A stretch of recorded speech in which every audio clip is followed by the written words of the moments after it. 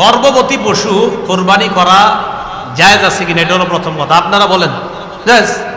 মা আবার সবাই দিয়ে চুপ, মানে ওই যে গোস্ত খাইতে কেমন জানি লাগে। তো গর্ভবতী পশু কোরবানি করা জায়েজ আছে কিনা, এটা হলো প্রথম কথা। জায়েজ আছে। হ্যাঁ বলেন সবাই, কি আছে?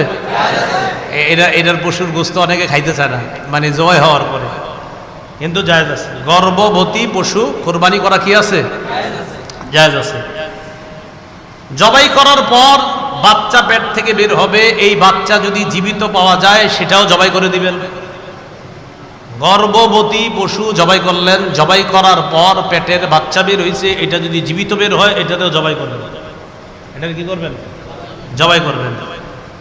প্রসবের সময় এটা যদি পশুটা যদি প্রসবের সময় কাছাকাছি হয়, এই জন্য উচিত হলো আমরা মানবিক বিষয় লক্ষ্য করে এটারে কোরবানি না করাই উত্তম। কি বলেন? কোরবানি, যদিও কোরবানি দিলে কোরবানি হয়ে যাবে, কোরবানি দিলে কি কোরবানি না করা উত্তম। আরেকটা দেন, আপনি ধনী মানুষ, আরেকটা দিলে তো যে নিয়ম, আপনার দুইটার একটা, তো আপনি এটা না দেন আরেকটা দেন। তাহলে যদি প্রসবের সময়টা ঘনিয়ে আসে আর এই দিক দিয়ে কোরবানির সময় ঘনায় আসছে, এক্ষেত্রে উত্তম হলো আপনি এটারে কোরবানি না কইরা, এটার প্রতি আপনি কোরবানি এখন না কইরা আপনি এটার বাচ্চাটা হবে, তো এটা উত্তম আর কি। বাকি কেউ যদি কোরবানি করে হয়ে যাবে।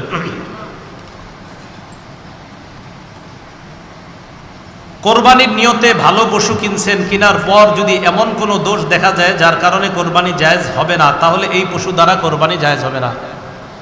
কোরবানির নিয়তে পশু কিনছেন, কেনার পর এমন দোষ দেখা গেছে, কোরবানির পশু কিনছেন, দেখছেন ভালো আছে, বাসায় আনার পর দেখেন এটার লেজ অর্ধেকের বেশি কাটা, কান অর্ধেকের বেশি কাটা। কথার কথা, মানে যেই পশু দ্বারা কোরবানি হয় না, কিনছেন ভালো পশু, কেনার পর দেখেন ওই ত্রুটিগুলা পাওয়া যাচ্ছে, যেগুলো এতক্ষণ আমরা বললাম, এই ত্রুটি যদি পাওয়া যায় কেনার পর, এটা দ্বারা কোরবানি হবে না, আদায় হবে না।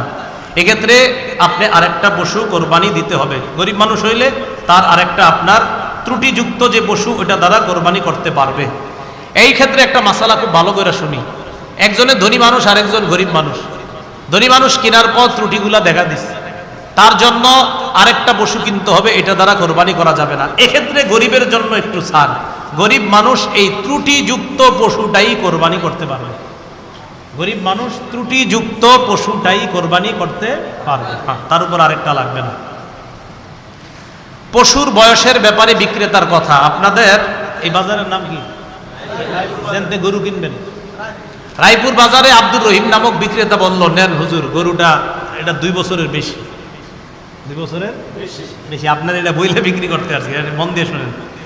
বিক্রেতা যদি পশুর বয়স পূর্ণ হয়েছে বলে স্বীকার করে, বিক্রেতা স্বীকার করছে, হ্যাঁ এই পশুর বয়স, যেই পশু কোরবানি দিলে হবে ওই বয়সে এটা আপনি নিতে পারেন, এটা যদি বিক্রেতা স্বীকার করে, আর আপনারাও 3 জন গেছেন অভিজ্ঞ মানুষ, দেখাও মনে হচ্ছে না হ্যাঁ এই পশুর বয়স ঠিক আছে, বিক্রেতাও বলছে এটার বয়স 2 বছর গরু, কথার কথা, আর আপনারা 3-4 জন গেছেন, তারাও বলছেন হ্যাঁ এটা ঠিক আছে। তবে খুব সতর্ক, গরু বেচায় কিন্তু দালাল আছে অনেক, এরা আপনারে বিক্রি করার সময় বলবে না না না এটা বয়স 2 এর বেশি, হেও জানে যে এটা 1 বছরের 1.5 বছরের, এরকম জানে।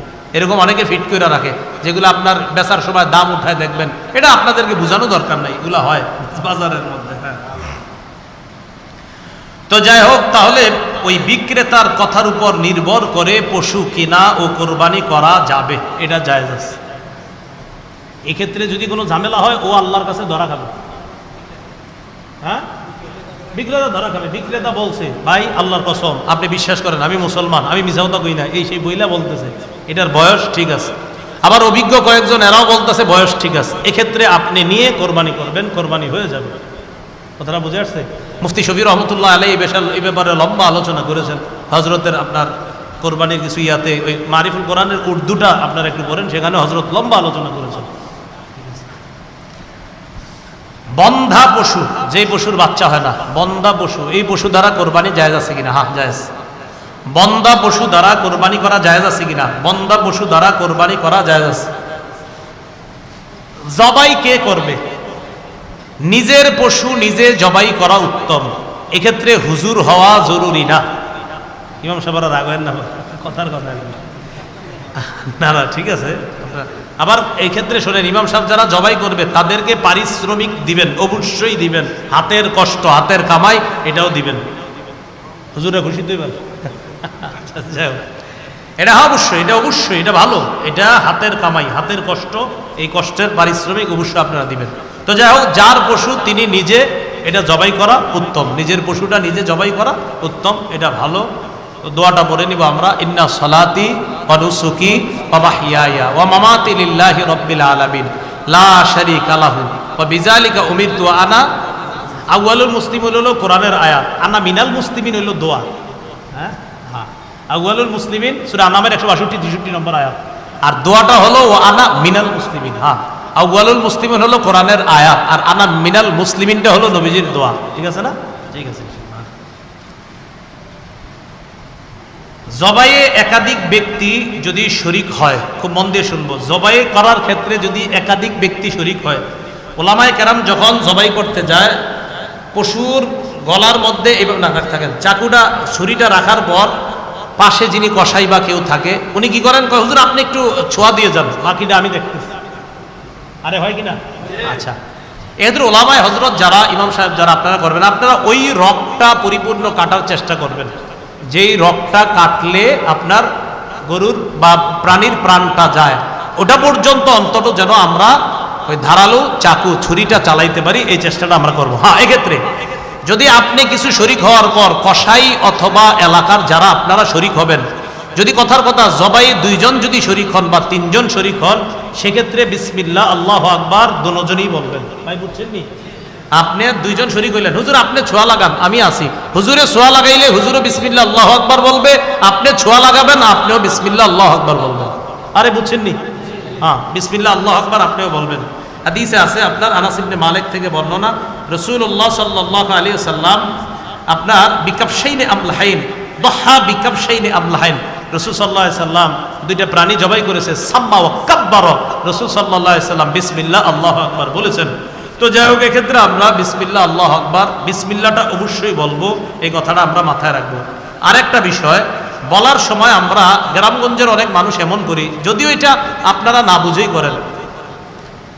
আব্দুর রহমান ভাই, আপনার গরু কিভাবে কোরবানি দিব বলেন? তা আব্দুর রহমান আরো 4-5 জন আছে, ওনারা এসে বলে, হুজুর নামগুলো এখানে লেখা আছে, এই 5 নামেই কোরবানি হবে, বলি কিনা?